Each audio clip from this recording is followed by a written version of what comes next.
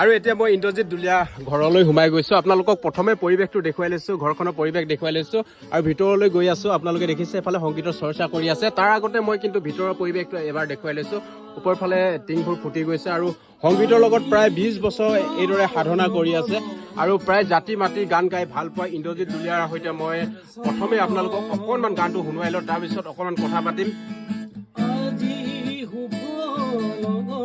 সহযোগিতা সকলো কৰি দিব লাগে পাছফালে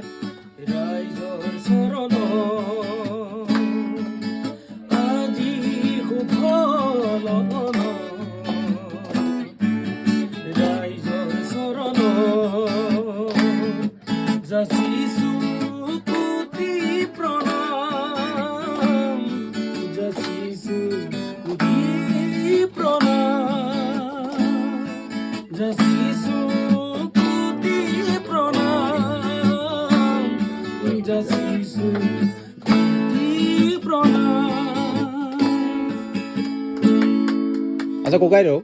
আপুনি সংগীতৰ সৈতে জড়িত হৈ থকা কিমানমান বছৰ হ'ল প্ৰায় মোৰ আজি 20 বছৰ চলি আছে 20 বছৰ সংগীত জগতত জড়িত হৈ থকা আপোনাক বহুত বহুত যুৱক যুৱতী তথা অসমৰ বহু ৰাইজে চিনি পায় বিভিন্ন মঞ্চত আপোনাক সংগীত পৰিৱেশন কৰা দেখিছে কিন্তু আপুনি ধৰি লওক টেলিভিছন পৰ্দাত প্ৰথমবাৰৰ কাৰণে আপোনাক NK TV অনুপম চক্ৰৱৰ্তী দ্বাৰাই মাতিছে ছাৰে মাতিছে আৰু অহা কাইলৈ যিহেতু আপোনাৰ অনুষ্ঠানটো আছে আজি আপুনি ৰেডি হৈ আছে অসমবাসী ৰাইজক কি ক'ব মই অসমবাসী ৰাইজক মোৰ ফালৰ পৰা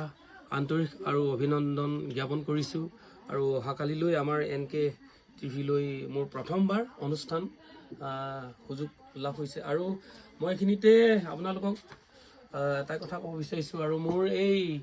NK TVৰ অনুষ্ঠানলৈ মোৰ সুযোগ আৰু সুবিধা কৰি দিয়া মানুহজনেই হৈছে মোৰ বন্ধু আপোনালোকৰ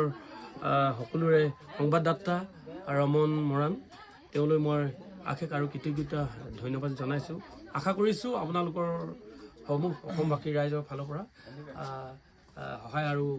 আশীৰ্বাদ আগলৈকো পাই থাকিম বুলি আশা কৰিছোঁ হয় আপোনালোকে কমেণ্ট কৰিব আপোনালোকে উৎসাহ দিব এই ককাইদেউৰ যাতে এই যাত্ৰা শুভ হয় অসমবাসীৰ পৰা শুভেচ্ছা বিচাৰিছে আশীৰ্বাদ বিচাৰিছে ঠিক আছে